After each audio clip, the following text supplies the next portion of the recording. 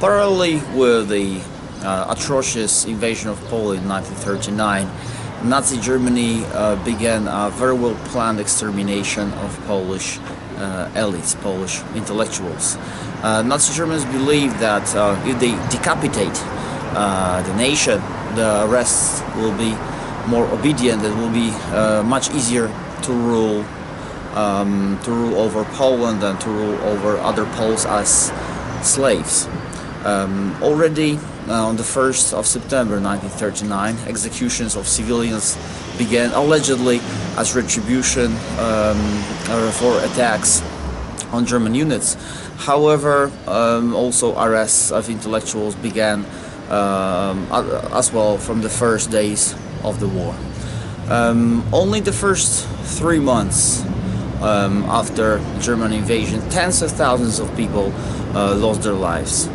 A series of secret executions, mostly the forests, followed, with the most infamous one in Piaśnica, where between 12 and 14,000 people, mostly Poles but also Czechs, Germans or Jews brought from Germany as well, were executed. The most decimated professional groups included scientists, social activists, teachers, lawyers, priests, university professors, also members of the military, higher-rank Polish police officers, anybody who could pose a potential threat against Nazi Germany was a suspect, anyone who might in the future contribute to forming Polish resistance. In Piaśnica, the executions began already in October 1939 and lasted till April 1940. There was special Einsatzgruppen assigned to this task, probably some of the most brutal SS people existing at that time in Nazi Germany. The SS people who came, for example, from Bavaria were shocked with the brutality and ruthlessness of those units. Also the members of the so-called self-defense, German self-defense, Selbstschutz, were responsible for those atrocities. They killed everyone, men, women, children, sometimes even burying people alive while they were still breathing. Not only Piaśnica in Pomerania is one such region. Pomerania generally was one of those most terrible places to be for Polish people at the beginning of the war, also because of the Gauleiter, so the governor of that part of the area annexed to the Third Reich, Albert Forster, who said, "We are going to exterminate all those goddamn Poles, and Pomerania will be not only Jewish free but Pole free." Other areas were not much better, also Greater Poland and Silesia, as well as parts of the Mazovia region incorporated, annexed to the Third Reich, fell victim of this genocide. Altogether, about 50,000 people were shot, and the other 50,000 people were sent to concentration camps. Hardly anyone survived. For example, from Krakow, later on, in a continuation of this operation called Operation AB-Aktion AB, over 200 members of the Jagiellonian University were sent to concentration camps.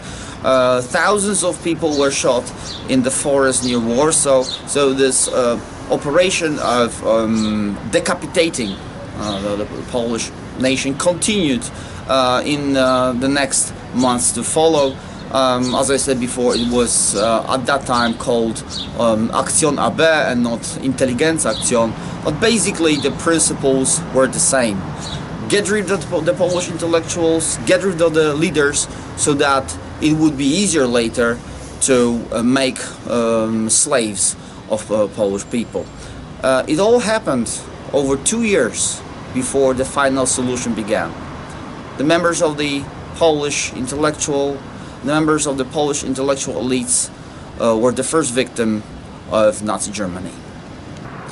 The most brutal Nazi German units carrying out extermination in those early days of the occupation was the so-called Wachsturmbahn Eiman unit. It consisted of volunteers, frequently or mostly of Germans who lived in those areas before the war, side by side their Polish neighbors. They had personal motivation to kill Poles. They took their land, they took over their houses, their property.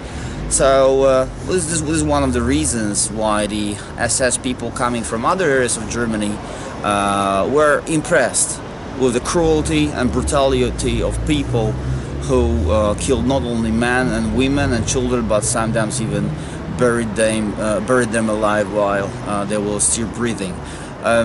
Those units allegedly were formed because sometimes the members of other SS units were not capable of carrying out such mass genocide, such mass execution in such a short time, and they were mentally growing soft. So the Germans needed people who were convinced of the necessity, and they were volunteers. So Wachstummer-Eimann, one of the worst SS units at the early stage of the war. Zapraszamy do subskrypcji naszego historycznego kanału. Kliknij na czarną ikonkę Pro Patria Poland Team i subskrybuj. Dziękujemy i do zobaczenia.